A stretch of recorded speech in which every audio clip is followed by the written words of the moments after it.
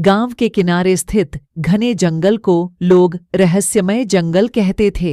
गांव के बच्चे, बूढ़े और जवान सबने उस जंगल के बारे में तरह तरह की कहानियां सुनी थीं।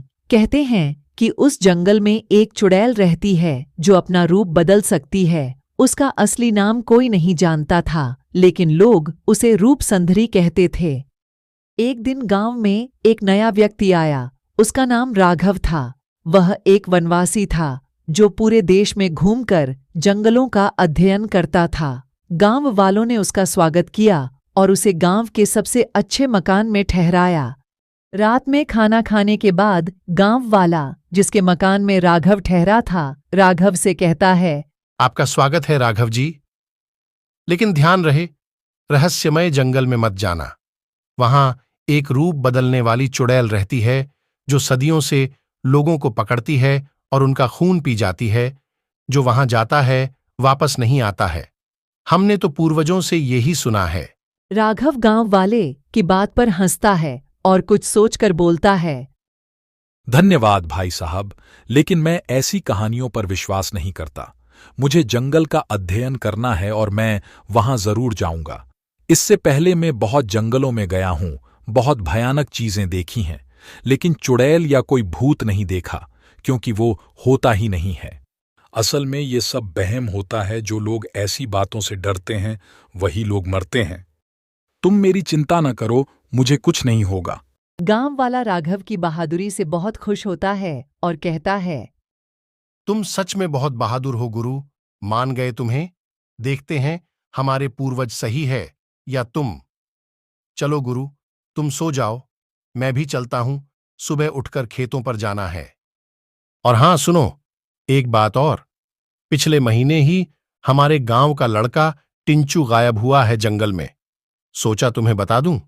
ठीक है मेरे दोस्त, तुम चिंता न करो, मैं सब संभाल लूंगा और इस रहस्य को भी सुलझा दूंगा कि आखिर कौन है वो जंगल में जो लोगों को गायब करता है। राघव अगले दिन सूरज निकलते ही जंगल की ओर चल पड़ा। जंगल घना और रहस्यमय था, लेकिन राघव को किसी भी प्रकार का डर नहीं था। जंगल के भीतर उसे एक स्त्री की आवाज सुनाई दी। कौन हो तुम? राघव ने चारों ओर देखा, लेकिन कोई नजर नहीं आया। मैं राघव हूं, वनवासी। मैं यहां अध्ययन करने आया हूं। तभी सामने एक सुंदर स्त्री प्रकट हुई। उसकी आंखें चमक रही थीं और उसका चेहरा अत्यंत मोहक था। मैं रूपसंधरी हूं, तुम्हें यहाँ क्या चाहिए? राघव ने अपने मन की बात को छुपाया और बोला, मैं इस जंगल के बारे में जानना चाहता हूं। क्या तुम मेरी मदद करोगी? क्योंकि मैं तो यहां अनजान हूं, कुछ पता ही नहीं है मुझे। अगर तुम मेरी मदद करोगी तो बहुत अच्छा होगा मेरे लिए। रूपसंधरी हंसती है और राघव से कहती है, मदद तो मैं तुम्हारी कर सकती हूँ, लेकिन बदले में मुझे क्या मिलेगा? ये तो बताओ, कोई भी काम मुफ्त तो किया नहीं जाता है। राघव रूपसंधरी से पूछता है, क्या चाहिए तुम्हें बताओ, मेरे वश में हुआ तो जरूर करूंगा। रूपसंधरी ने अपनी आंखों में एक रहस्यमय चमक लाते हुए कहा, मुझे तुम्हारा विश्वास चाहिए कि तुम मुझे धोखा नहीं दोगे। ये विश्वास दिलाते हो तो मैं मदद को तैयार हूं। राघव ने कुछ सोचते हुए कहा, ठीक है, मैं तुम्हें अपना विश्वास देता हूं। अब तुम मुझे जंगल की ओर ले चलो। रूपसंधरी ने राघव को जंगल के गहरे हिस्सों में ले जाकर कई अनोखी बातें बताईं, लेकिन धीरे धीरे राघव को एहसास हुआ कि वह एक भयंकर जाल में फंस गया है। रूपसंधरी का असली रूप प्रकट हो गया। वह एक भयंकर चुड़ैल थी। राघव ने चीखते हुए कहा, तुमने मुझसे झूठ बोला, तुमने मुझे धोखा दिया। मैंने तुम पर विश्वास किया, तुमने मेरे साथ विश्वासघात किया। तुम एक चुड़ैल हो, वही चुड़ैल जिसका जिक्र सभी गांव वाले करते हैं और डरते हैं।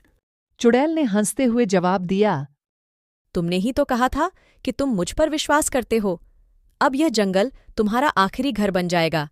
मैं तुम्हें मारूंगी, फिर तुम्हारा सारा खून पी जाऊंगी। गांव वाले तुम्हारा इंतजार ही करते रह जाएंगे और तुम एक रहस्य बनकर रह जाओगे।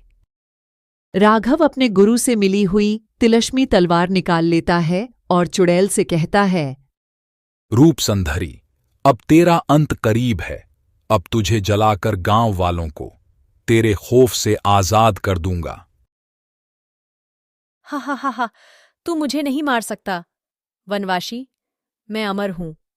कुछ ही देर में चुड़ैल समझ जाती है कि अब बचना मुश्किल है, तो वहां से भागने लगती है, लेकिन राघव भी उसके पीछे जाता है। जैसे ही वो गायब होने वाली होती है, राघव चुड़ैल को तलवार से जला देता है और वापस गांव आ जाता है।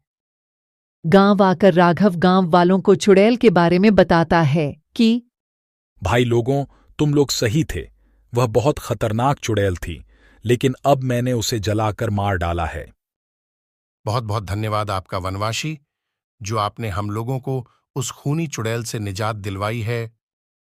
हाँ, हम आपका यह एहसान कभी नहीं भूलेंगे।